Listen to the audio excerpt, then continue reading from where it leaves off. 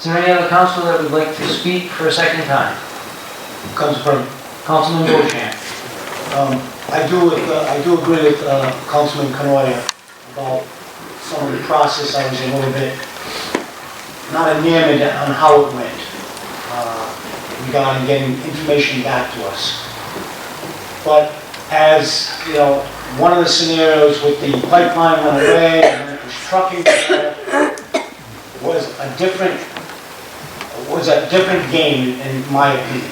Totally different. I never thought for 1 minute, even with the pipeline in play, that the water consumption was an issue for the city of Woonsocket. And I heard a lot of people talk about a drought, a lot of people talk about a precious commodity, and it is. But Woonsocket used to sell 9 million gallons a day when we had the dye houses in Woonsocket. And not one person ever called me and said, "We better save that water, we don't want to sell it." And that's all we're doing right now, is we are selling water to get revenue for the city of Woonsocket. That's what we're tasked to do. We're not tasked to make a judgment whether this plant is good, bad, or indifferent. And I firmly believe that. That's what we're tasked to do. That's what this ordinance says. And for somebody outside of Woonsocket to tell me what I should do for somebody else, I think is wrong. I was elected by the city of Woonsocket, and I do what I think is in the best interest of the city of Woonsocket. And I'll go back to the budget commission that was here. And I don't remember any single town in this vicinity, in the Blackstone Valley, coming to the aid of Woonsocket.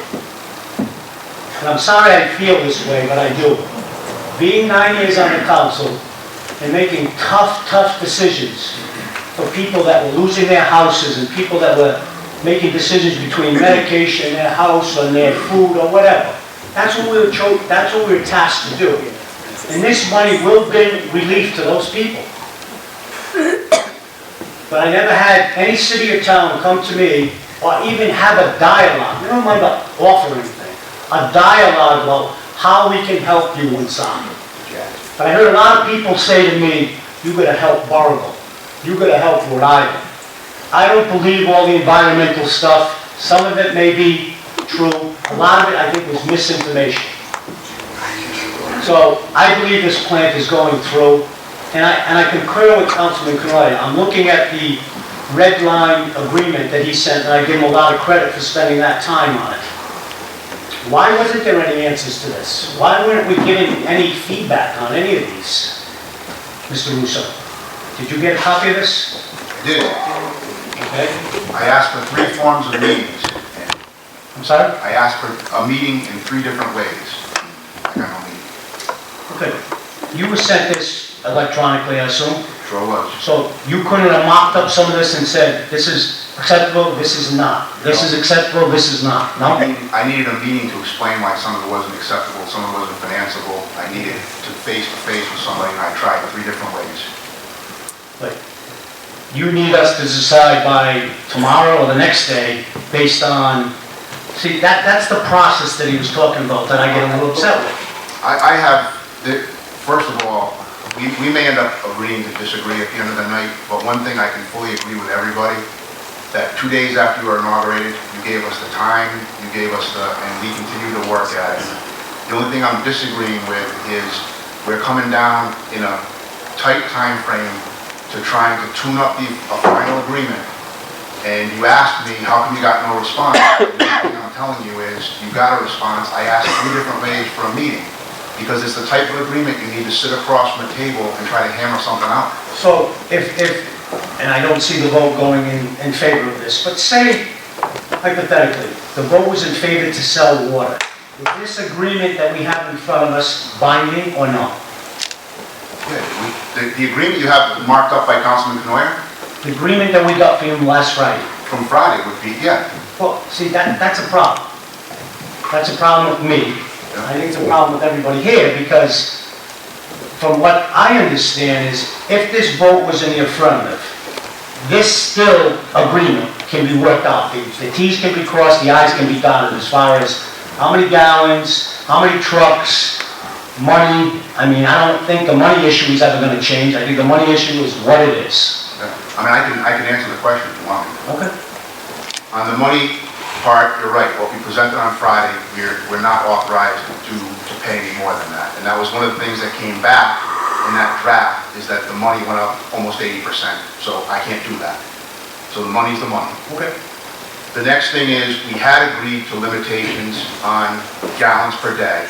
I explained to council that we couldn't have a yearly limitation on gallons because we might never exceed it, but if somebody looked at it, an analyst from a lender or what have you, they could say, I could come up with a scenario where you might exceed that, and that's why we have the backup supply. So if I could sit across from the table, I think we could have explained that, we might have come to an agreement. So then the third thing was having the council approve the location of the water transfer facility. I mean, we can't, I mean, we'll notify you, we'll work with you, we can't. I don't think that was like imperative at this point to figure out, it's in Woonsocket. It doesn't matter where it is, it's in Woonsocket. That's my position, yes. Well, I think that would be a lot of opposition, that wasn't. The next major thing was the payment security, which I said to council, I'm sure we can work that out. And I don't really think there was anything else. Okay, you know, I'm not here to argue with anybody, but I disagree with that assertion that you couldn't get something in writing back to us, or back to our council, about the points that were made in the red line. This came up a number of times. I've been in constant contact with council, constant, daily. Thank you. Council President? Councilman Fagin. Okay. Councilman Fagin, can I just ask one question? You may. Please. You said you tried 3 times to arrange a meeting. Yeah. With who? I asked for an executive session with the council. Who did you direct that question to? Council. Is that CIL or? Yes. Legal counsel. Legal counsel, Not okay. this- not Not the council. Yep. Okay. Then I suggested a meeting that would be, if there could be a designee from the administration and a designee from the council. And then I And who did asked that request go to? legal counsel. Okay. And then I asked if all that might not work, I would have been happy to meet if Councilman Kenoir was leading the charge and wanted to work through some of these, because he did, he took a lot of time to go. What he did was very well done. And so I said, can I talk to him? Can I meet with him? And I didn't get it. Okay. So your 3 requests were to legal counsel. It's the only thing I can do, you're represented by legal counsel. I'm just it. asking a question. Yeah, You no, just- they- Okay. So, Mr. Ratcliffe, how come, and it's 5-1 now, but we never heard any of this. Right. There are multiple attorneys in my office. I'm not sure that I was privileged to every communication between Mr. Russo and the law firm. The response was to Councilman Kenoir's draft that we can't do business this way. We need